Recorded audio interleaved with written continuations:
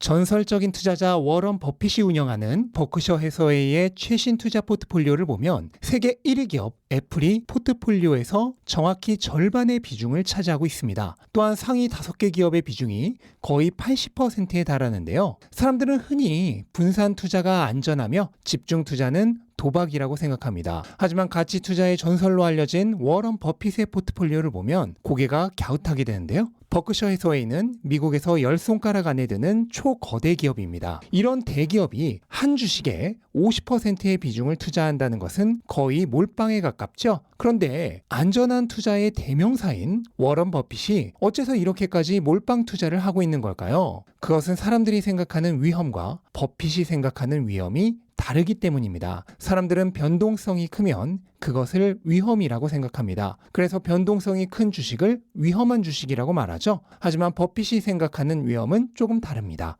버핏은 위험을 변동성이 아니라 원금의 영구적인 손실 가능성이라고 생각합니다. 그래서 버핏의 투자 원칙 첫 번째가 돈을 잃지 않는 것이고 두 번째는 그 첫 번째 원칙을 지키는 것이죠. 그렇습니다. 버핏에게 있어 변동성은 위험이 아닙니다. 적은 종목에 집중 투자를 하다 보면 필연적으로 변동성이 커질 수밖에 없는데요. 한 종목의 가격 변화에 따라 전체 자산의 변동이 심해지기 때문입니다. 하지만 버핏은 사람들처럼 매일 가격창 보며 일희일비하지 않죠. 또한 자신이 보유한 주식이 50% 하락했다고 공포에 빠지지도 않습니다. 따라서 버핏은 자신이 정말 좋다고 생각하는 주식 몇 개에 몰빵 투자를 할 수가 있는 것입니다. 굳이 좋아하지도 않고 잘 알지도 못하는 주식에까지 억지로 분산 투자를 할 필요가 없다는 얘기입니다. 버핏에게 있어 그런 주식들은 위험을 줄여주는 게 아니라 오히려 위험을 키우는 폭탄들이기 때문입니다. 버핏은 플로리다 대학교에서 했던 한 강연에서 이렇게 말했습니다.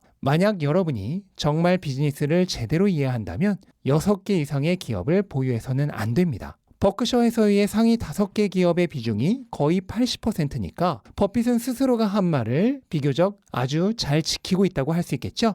그러면서 아주 중요한 말 하나를 덧붙였는데요. 베스트 아이디어를 놔두고 7번째나 8번째 아이디어에 투자하는 것은 바보입니다. 부자가 된 사람들은 대부분 그들의 베스트 아이디어로 부자가 되었습니다. 버핏도 마찬가지입니다. 우선 투자라는 아이디어 하나로 부자가 되었고 이후 가이코, 코카콜라, 애플과 같은 몇몇 기업에 집중 투자해서 부자가 되었습니다. 세계 1위 부자를 다투는 일론 머스크와 제프 베이조스도 각각 테슬라와 아마존 주식이 재산의 거의 대부분이죠. 이처럼 최고의 아이디어는 폭발적인 부를 만들어주는 최고의 지름길입니다. 그런데 이런 최고의 아이디어를 놔두고 엉뚱한 데에 투자를 한다면 그야말로 통탄할 노릇이겠죠.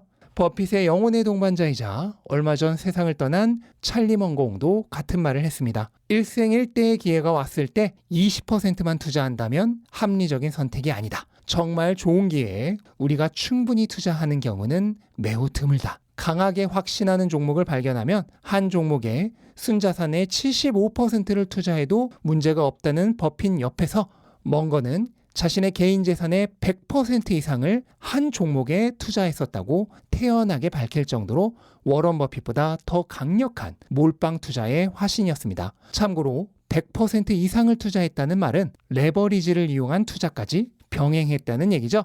말 그대로 영끌 몰빵입니다.